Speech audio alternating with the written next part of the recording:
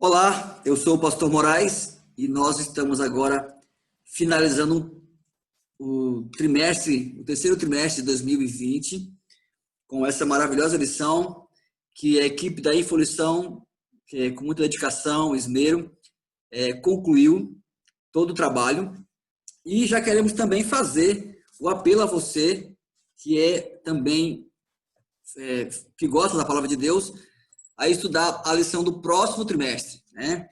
Educação e redenção, tá bom? Amanhã já estará saindo o primeiro infográfico dessa lição. Então, não esqueça de fazer a sua assinatura para você, seus filhos, sua família, e nos acompanhe aí o infográfico no Instagram, também no Facebook e também no WhatsApp.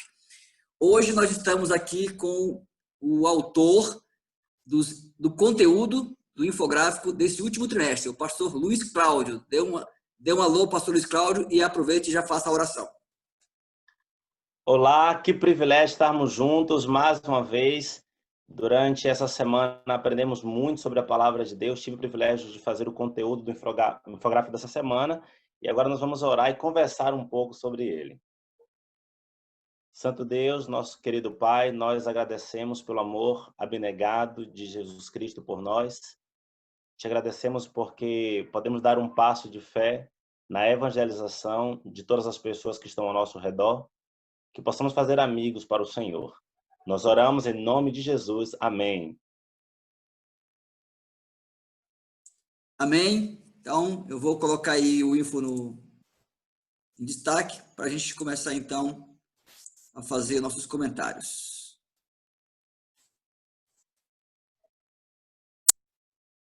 Eu vou fazer esse corte aí, viu, Luiz? Não se preocupe, não. Muito bem, pastor Luiz Cláudio. Está aí a face, a cara da nossa lição do último trimestre, um passo de fé. O texto, o conteúdo é do pastor Luiz Cláudio, o designer foi do pastor Eduardo Arada, e a ilustração de capa, como sempre, do nosso gênio, Adnan Batista, aí, pastor, o nosso grande amigo. Tá bom? Então, pastor Luiz Cláudio, a nossa lição de sábado fala sobre um passo de fé. O que é que você tem a dizer sobre essa lição? Pronto, a lição dessa semana, ela começa falando de Jesus Cristo como nosso modelo. Nós aprendemos desde o início dessa semana que Jesus ele se sacrificou por causa da sua missão. E a gente ouve em alguns sermões que Jesus Cristo veio te salvar, Jesus Cristo te ama, você é a única razão do amor de Deus, você é a única razão da cruz, você é a única razão de Jesus Cristo ter vindo à Terra. E durante essa semana a gente aprendeu pelo menos 3 bons motivos, 3 excelentes motivos pelas quais Jesus veio a esta terra. A Bíblia diz que Jesus ele veio reconquistar o afeto dos homens. Ele veio revelar o caráter do Pai. E ele veio resgatar toda a humanidade. Primeiramente, a gente pode pensar assim, o ser humano foi criado para ser amigo de Deus. Lá no Jardim do Éden, eles conversavam, tinham intimidade, e com a entrada do pecado, o homem está então separado de Deus. A mão do Senhor não está encolhida, o ouvido do Senhor não deixou de estar atento, mas o pecado criou então essa separação. O homem está separado de Deus. E Deus sempre quis estar próximo do ser humano. Jesus Cristo então é a pessoa da divindade que se aproxima do ser humano de forma muito especial. E agora ele vem, anda entre os homens e mostra a grandeza do seu amor. Anda entre os homens e reconquista então esse afeto. Vou pular aqui para a terceira parte do info. Nós sabemos que Jesus Cristo ele veio, e o texto de João 3,16 é um clássico da Bíblia. Ele diz que Deus amou o mundo de tal maneira que deu o seu Filho inigualável, monogenes, para que todo aquele que nele crê não pereça, mas tenha vida eterna. O propósito não é salvar um grupo seleto, o propósito não é salvar uma nação, mas resgatar toda a humanidade. E algo muito especial que a gente pode encontrar em João capítulo 10, versículo 30, e também João 14, versículo 8 a 10, é a ideia de que uma missão que Jesus tinha era revelar o caráter do Pai. Satanás tentou convencer os anjos de que Deus não era amor, e que não valia a pena se submeter a Deus. Talvez tenha pairado no coração dos anjos ou até de homens a dúvida se Deus de fato era amor ou se era um tirano. Mas Jesus revelou o caráter do Pai. A gente aprende uma coisa muito especial na lição dessa semana. O sacrifício que Cristo fez por nós, ele é incomparável. Nós jamais poderemos fazer algo semelhante ao que ele fez. Mas também temos que nos sacrificar. Algumas pessoas dizem assim, o que é cristianismo? É trocar o que é ruim pelo que é bom. É abandonar coisas ruins para ter coisas boas. Mas não é somente isso. Cristianismo também é deixar coisas boas para servir a Jesus Cristo. Afinal, Jesus Cristo deixou o céu maravilhoso, fantástico, para salvar o ser humano, para servir o ser humano. Ele veio para servir. Então, ele deixou coisas maravilhosas. E, às vezes, nós temos que deixar coisas boas. Ele disse que aquele que o aceita como Salvador tem que deixar pai, mãe, irmãos, bens, todas as coisas, porque ele vale muito mais do que tudo isso. A missão vale a pena, compensa estar nessa missão. Amém. Pastor Luiz, a palavra que aparece em João 3,16 é a palavra cosmos, né? Que pode ser traduzida como terra, ou mundo, ou universo. E quando nós encontramos os textos da escritora Ellen White, ela diz que o caráter do Pai ficou manchado em todo o universo. Havia um ponto de interrogação no universo inteiro. Os anjos não caídos também tinham um certo carinho ou um certo apego a Lúcifer. E a morte de Jesus, ela não trouxe só um benefício à Terra, como o nosso globo pontinho azul. A morte de Cristo trouxe uma paz no universo. Ele amou o cosmos, ele amou o mundo, o universo inteiro que estava, segundo Ellen White, entrando em colapso. A morte de Jesus trouxe a paz não ao pontinho azul, ela trouxe paz ao cosmos como um todo. A lição de domingo fala sobre o amor abnegado de Jesus Cristo. Filipenses capítulo 2 fala que Jesus velou a sua glória divina e esvaziou a si mesmo. Nós podemos ver isso já desde o céu, porque sendo Deus, ele esvaziou a si mesmo, viveu ali entre os anjos, como líder dos anjos, o arcanjo Miguel. Depois você vai perceber Jesus Cristo andando entre os homens como o anjo do Senhor. Aparece várias vezes no Antigo Testamento. Depois ele se torna um ser humano, o filho do homem, que é um termo dado para a sua humanidade, mas como um profeta, um líder espiritual. E por fim, ele é o servo sofredor. Sendo Deus, andou entre os homens, entre os anjos como o arcanjo Miguel. Sendo o líder de todos os anjos, veio essa terra, andou entre os homens como o anjo do Senhor. Sendo o maior de todos os profetas, foi ali o Filho do Homem. Mas a parte final, que a gente pode encontrar lá em Isaías 53, é ele esvaziando de tal maneira que suportou a morte, e morte de cruz. Maldito todo aquele que for pendurado no madeiro. E ele aceitou essa maldição por amor aos seus filhos e para revelar o caráter do Pai. A palavra-chave aí, pastor, seria uma abnegação, né? Abnegação, que Cristo abriu mão de tudo isso aí. Eu gostei muito dessa lição, fiquei maravilhado. Gosto muito de Filipenses 2,5, que é um texto teológico demais, e eu creio que em algum momento aí das nossas lições futuras, nós teremos a oportunidade de explorá-lo com mais profundidade. Paulo vai dizer, sendo igual a Deus, não julgou como usurpação o ser igual, mas esvaziou a si mesmo. Tem pessoas que não são e querem ser algo maior. Jesus Cristo, sendo Deus, não julgou como usurpação ser igual a Deus. Ele não jogou na cara de ninguém que era igual a Deus. Não, ele se esvaziou. Ele se esvaziou. É isso que ele faz. Ele se esvazia para estar próximo de sua criação. Esteve com os anjos, esteve com os homens no Antigo Testamento, depois tornou-se um ser humano. E a gente vai ver que ele sempre quis se revelar. Quando a gente vai ler o texto ali em Êxodo, ele diz assim, me faça uma barraca, uma tenda, um santuário, que eu quero estar no meio do povo. E me farão um santuário para que eu possa habitar no meio deles. E depois lá em João, e o verbo se fez carne e armou a sua barraca. O verbo se fez carne e habitou entre nós. Esse é o termo, né? Como se ele tivesse, não agora alguém fazendo um santuário para ele, mas ele mesmo vindo em carne, armando a sua barraca, vivendo entre nós. Exatamente. Obrigado, pastor. Então, agora, acertadamente, segunda-feira, o chamado ao compromisso, pastor. Pronto. Jesus Cristo, ele é um modelo. Quando nós olhamos o amor abnegado dele, entendemos que nós temos também que ter um amor abnegado. E aí, a gente pensa assim, Jesus vai chamar. Ele chamou vários homens, e a lição vai falar de alguns deles, das profissões mais diversas, inclusive pessoas ricas, e as pessoas deixaram tudo para segui-lo. Entenderam a importância do chamado. Agora, uma dúvida que algumas pessoas têm. Deus me chamou para uma grande missão. Posso eu cumprir essa missão? Tenho capacidade para cumprir? A promessa é que o mesmo Deus que chama é o Deus que capacita. Jesus dava autoridade aos seus discípulos, dava poder aos seus discípulos, instruía os seus discípulos. E hoje não é diferente. Junto com o chamado vem a capacitação. Ele nos prepara para desempenharmos de forma eficaz o ministério que ele propôs em nosso coração. E não apenas isso. Algumas pessoas poderiam pensar, mas se eu me dedicar muito na pregação do evangelho, se eu gastar muito tempo fazendo a obra do Senhor, será que me faltará recursos?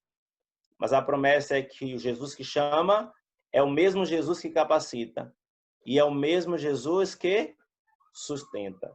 Eu sei que os discípulos não tinham mais tanto tempo para pescar como antes. A ocupação principal deles passou a ser o trabalho missionário.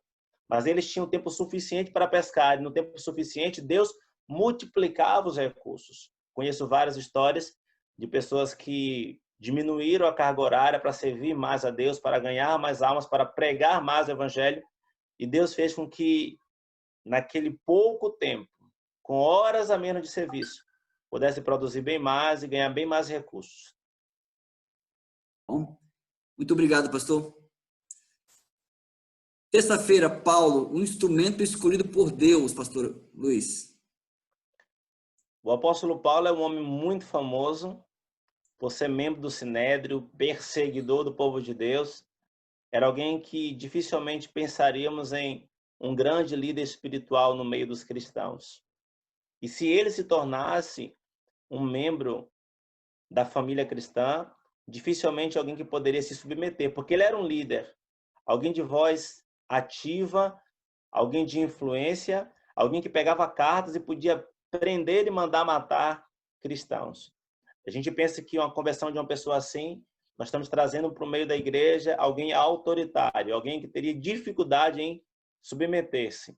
Mas essa não é a história de Saulo de Tarso, que se torna o grande apóstolo Paulo. Logo no seu chamado, Jesus disse assim, ele vai entender o quanto importa sofrer pelo meu nome. Ele já é chamado, sendo avisado, de que não será fácil a sua vida como líder espiritual, não será fácil a sua vida como pregador do evangelho. E ele submete-se à voz de Deus. Nós podemos encontrar isso no capítulo 9 de Atos e no capítulo 22. Depois ele submete-se à liderança da igreja. Eu gosto muito isso no apóstolo Paulo. Ele era membro da igreja, fazia os seus relatórios à igreja lá em Antioquia. Ele viajava quando a igreja permitia, voltava, prestava relatório. Ele era submisso à liderança da igreja, apesar de ter sido chamado por Deus, apesar do próprio Jesus Cristo ter dado a ele a missão de pregar o evangelho. E ele também submeteu-se a sofrer pelo evangelho.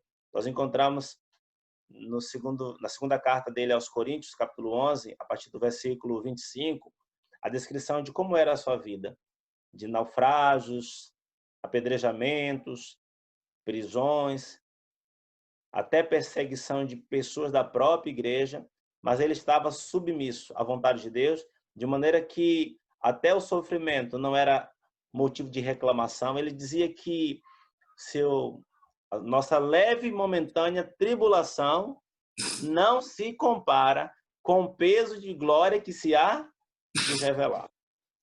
E tem uma consequência de tudo isso aí. Essa vida de abnegação, essa vida de submissão, levou Paulo a ser o grande pregador do mundo gentílico. Os gentios conheceram de grande maneira o evangelho, a maior parte dos gentios, a maior parte das cidades conheceram através desse homem.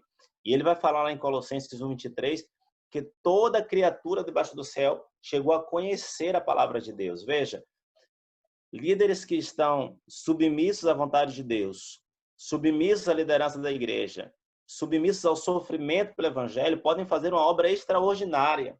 E esse é o tipo de pessoas que Deus espera ter hoje na sua igreja. Nós temos que ser capazes de nos submeter à sua voz, submetermos à liderança da igreja e até mesmo de sabermos lidar com a angústia, com o sofrimento, com as perseguições e com tantas outras coisas que podem nos ocorrer, para que o evangelho também, em nosso tempo, ele se espalhe, possa alcançar locais, como aconteceu no tempo de Paulo. Às vezes é muito simples, é muito fácil nós sermos membros de uma igreja local e trabalhar somente ali. Mas o evangelho precisa se espalhar pelo mundo e há um preço a pagar por isso. E ele estava disposto a pagar o preço, seja de naufrágio, perseguições, prisões, e nós também temos que ter essa mesma submissão. Quarta-feira, as exigências do amor de Deus. Pastor Luiz Cláudio. A gente ouve muitas pessoas falarem assim, qual é a medida do amor? E é sempre relembrado, ame teu próximo como a ti mesmo. Mas há um momento, já no final do ministério de Cristo, que ele falou assim, olha, vocês já estão andando há mais de 3 anos comigo. E eu quero mostrar para vocês agora um outro modelo de amor, uma outra forma de amar e uma outra exigência. Ele disse, até agora eu dizia para vocês, ame o teu próximo como a ti mesmo. Mas a partir de agora eu digo para vocês que a medida do amor é outra.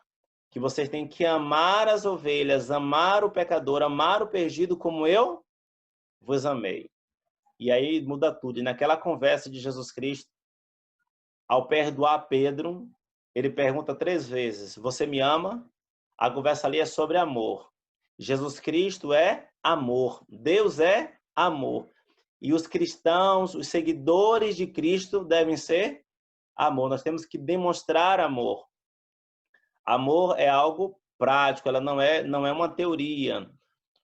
Os gregos, a princípio, eles tinham amor como eros, desejo. Depois eles passaram a falar de filia, alegria, contentamento, estar feliz com o que eu tenho. Mas Jesus ele fala de um outro tipo de amor, ele vai aparecer um pouco mais no Novo Testamento, que é o amor do verbo agapao, que não é um amor muito voltado a sentimentos, nem de desejo, nem de alegria, mas um amor muito voltado à ação. Pedro, você me ama? Então, a prova que você me ama é a forma com que você vai lidar com as pessoas. E aí ele vai dizer 3 vezes, apacenta as minhas ovelhas, ou apacenta o meu rebanho. Vai usar a expressão aí, cordeiros, ovelhas, apacenta os mais novos, os mais velhos, seja no sentido de ser recente na fé, ou no sentido de ser novo de idade. A primeira característica do amor é demonstrar amor às ovelhas apacentando. A segunda característica é demonstrar amor a Deus se sacrificando. Cristo se sacrificou.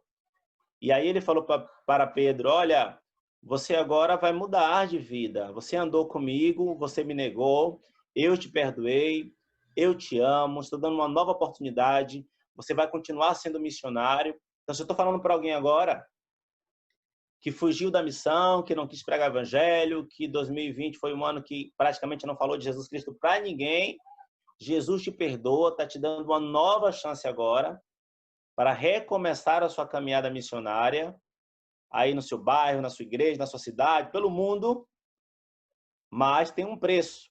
Ele falou, Pedro, você conduzia a sua vida, mas agora que você decidiu ser missionário, você não vai conduzir mais a sua vida. E vai chegar um dia em que você vai dar a sua vida por causa dessa missão. A história conta que Jesus Cristo morreu crucificado, mas alguns escritos dizem que Pedro também morreu crucificado. Chegam a dizer que foi de cabeça para baixo. Essa expressão usada por Jesus Cristo, quando você era menino, ia para onde você queria, mas vai chegar um dia que será tomado pelas mãos, levado para onde não queiras ir, era uma expressão usada para quem morria crucificado. Então, Pedro chegou a um ponto tão grande de entender o amor, da exigência do amor, que foi capaz de dar a vida pelo amor. E a última característica que nós colocamos aqui no infográfico é demonstrar amor a Deus declarando. Precisamos falar desse amor. E Jesus Cristo pergunta, ele deseja que Pedro declarasse esse amor, que ele falasse para Jesus Cristo e que ele falasse para as outras pessoas também sobre a grandeza desse amor. Você me ama? Jesus pergunta, ele quer que você responda.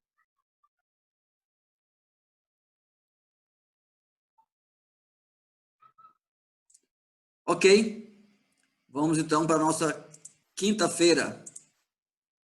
O compromisso do amor, pastor Luiz Cláudio. Pronto. O discípulo que ama dedica-se a ponto de arriscar a sua vida pela salvação dos pecadores. Essa é uma verdade. Agora, primeiro a gente tem que pensar no modelo. De onde vem o nosso modelo de missão? Do próprio Senhor, que tornou-se servo e doador da vida.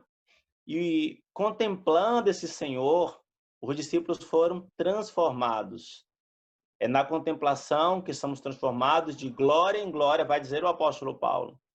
O primeiro exemplo que nós colocamos aqui no infográfico era de um discípulo que, raivoso, iracundo, e ele se tornou amável. E quando estava ali exilado, estava por causa do evangelho. Na ilha de Patmos, ele disse assim, eu estou exilado na ilha de Patmos por causa do evangelho. Não estava reclamando, não estava murmurando, porque ele se tornou paciente, amável, reflexo do relacionamento que ele tinha com Jesus Cristo. O rico tornou-se devedor e Marte. Essa história de Saulo de Tarso, que depois tornou grande apóstolo Paulo, ele diz lá em Romanos, eu sou devedor tanto a gregos como a bárbaros, a sábios, a ignorantes, a todas as pessoas. Eu tenho uma dívida para com o mundo. E ele diz que toda a riqueza que ele tinha já não fazia nenhum sentido. Ele deixou tudo, considerou tudo como refúgio, considerou tudo como perda para ter a Cristo. E foi capaz de dar a própria vida por esse evangelho, pela pregação da palavra. Pedro, que estava ali com medo das servas, estava ali com medo das pessoas que estavam naquela fogueira, quando Cristo estava sendo levado para a morte, depois se tornou um homem intrépido. Ele enfrentou reis, ele defendeu o evangelho, foi capaz de morrer pelo evangelho. O compromisso do amor leva à transformação. Quando eu digo assim, eu aceito o amor de Cristo, eu me comprometo com esse amor, espalhar esse amor, permito também que esse amor faça uma transformação, para que eu possa suportar qualquer dificuldade que possa vir à frente. Finalizando aí, pastor Luiz Cláudio, o estudo adicional de sexta-feira. Martinho Lutero vai falar um pouco sobre o texto que está em primeira epístola de Pedro, capítulo 2, versículo 9, que diz, todos os cristãos têm algo a fazer pelo evangelho. E que algo é esse a fazer pelo evangelho? O texto diz que ser sacerdócio real, nação santa, povo de propriedade peculiar de Deus, é para um propósito. Desculpa, vamos lá de novo, né? 1 Pedro 2,9 diz que todas as pessoas foram chamadas por Deus para transmitir as virtudes daquele que nos chamou das trevas para a sua maravilhosa luz. E a pergunta é, como poderemos fazer isso? Em Mateus capítulo 25 e em 1 Coríntios capítulo 12 até o 14, diz que toda pessoa que nasce no reino de Deus, ele tem algum dom, algum talento, alguma habilidade, ele foi capacitado por Deus para algum serviço. E em Mateus capítulo 25 diz que nós devemos empregar esses dons, esses talentos, essas habilidades a serviço do Mestre. Não há nenhuma pessoa que foi salva por Cristo que não tenha dom, que não tenha talento, que não tenha habilidade. Claro que os dons são diversos. Deus preparou a igreja como um corpo, cada um tem a sua função. É como um edifício, cada um tem a sua parte, mas todos temos algo a desempenhar. Não existe nenhuma pessoa que não tenha algo a falar sobre Jesus Cristo. Nós podemos olhar para o caso da samaritana, que conheceu Jesus Cristo, em poucos momentos já tinha o que falar sobre ele. Do homem gadareno, a quem Jesus expulsou os demônios, e todas as outras pessoas que se encontraram de fato com Jesus Cristo. A lição ela termina de forma a deixar muito claro para cada um de nós que a obra da pregação do evangelho não é para um grupo seleto. A obra da pregação do evangelho não é apenas para pastores e líderes da igreja. Todas as pessoas têm uma obra a desempenhar na pregação do evangelho. Todas as pessoas. Muito obrigado, pastor Luiz Cláudio. Começamos aqui com uma oração sua e também queremos finalizar com mais uma oração sua. Vamos orar? Bom Deus e bom Pai, nós agradecemos porque todos nós temos uma missão. Entendemos de Jesus, mesmo sendo Deus, da mesma forma de Deus, ele se esvaziou. E porque ele se esvaziou, tornando-se um homem, nós podemos conhecer o caráter do Pai. Nós podemos entender a grandeza da missão. Nós podemos receber a graça, bondade e amor. Agora que essa graça, essa bondade, esse amor preencha o nosso coração e nos inunde, de tal maneira que possamos transmitir esse amor a outras pessoas e que assim as pessoas possam ser salvas. Paulo, escrevendo a Timóteo, ele diz que fazendo estas coisas, salvarás tanto a ti mesmo como aos teus ouvintes. Portanto, Senhor, nos salva. E salva também as pessoas às quais nós temos pregado o teu evangelho. Nós oramos em nome de Jesus. Amém.